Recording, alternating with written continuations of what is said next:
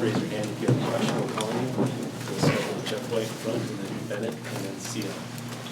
Tony, that was a deflating into regulation for you guys. What did you tell them in the huddle before overtime?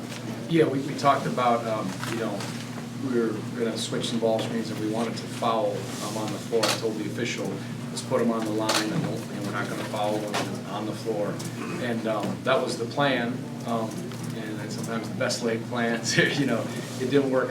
We did a good job actually guarding it, and I think in that situation, Casey thought, well, there's only 3 or 4 seconds left. He's in a tough spot, but we tried to foul and didn't do it very well. But so that was tough. So I thought we showed some great grit, resolve in overtime.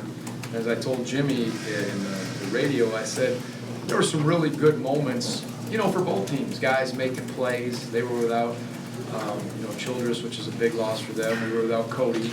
And there were certainly good moments on both teams, and I said there were certainly some head-scratcher moments where you just scratch your head and say, well, that was interesting on both teams. That's part of teams, continuing to try to find themselves and grow through different experiences. But I thought Danny had his guys ready without a key score, and they moved the ball, and some of their kids stepped up. So I told them that after. I know that stings because both of us had our chances to win it.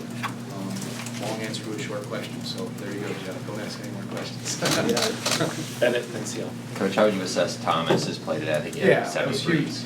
We need it. They played zone every possession, and with our shooting percentages, people are either going to, some people, not all, but are going to really back off. So he hit those 7 threes. We didn't make another 3 except Jay, and Jay's been playing really well for us. He didn't have one of his better games today, but he's really been playing well up to this point.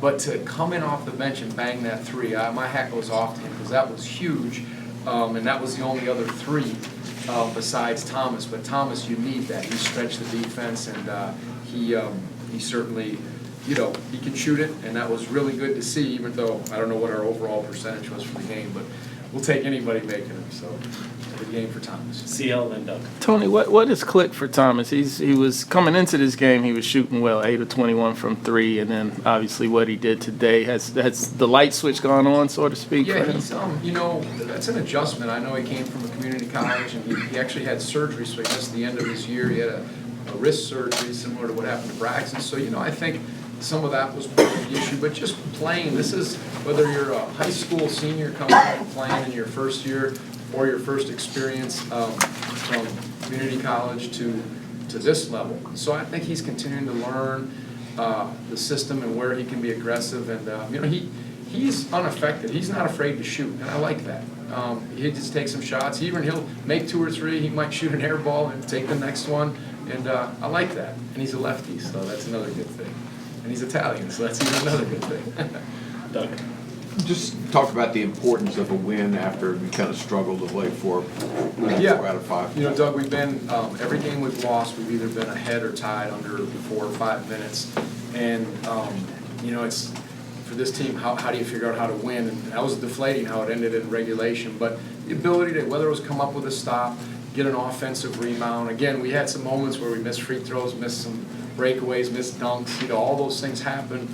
But and certainly Wake Forest had some things they did too, and they had something to do with it. But to come out away with one was important because in this league, as you're seeing, who's ever ready and whoever's playing the best has a chance. It doesn't seem like there's some excellent teams, but everybody's in play.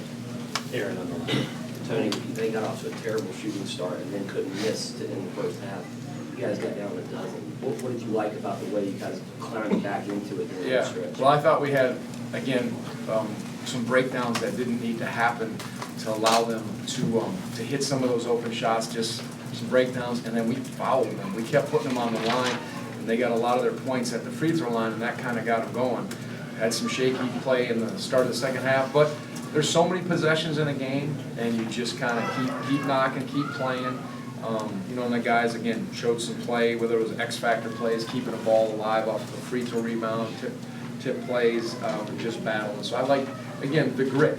Someone told me, they said, your team's gritty, they don't have moxie yet down the stretch. Well, hopefully we showed some grit and we're moving that needle a little closer to having some composure down the stretch.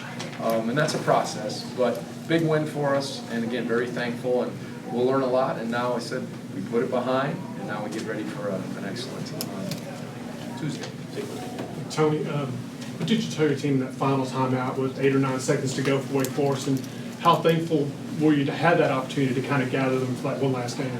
At the end of regulation or at the end of overtime? Yeah, we said, now, we're up 2, we're not trying to foul this time, let's make sure we got it really, we said it 3 or 4 times. And we just had, make them earn, and I said, let's get a rebound and get out of here. Well, thankfully, we didn't need to get a rebound because we did a pretty good job defending, and, who had the ball? It was Sar. He kind of looked like, oh, Lord, he's going to be there and get to the rim, but time ran out. And I think Momedy was there, but it was just try to be sound, make a tough shot, don't bail him out with a foul, and be ready to rebound. And I think we did initially a good job to start it, but they had good action. Andy runs good stuff, late game stuff. That's all his NBA experience. They got some tricky stuff. Jim, take one more right here.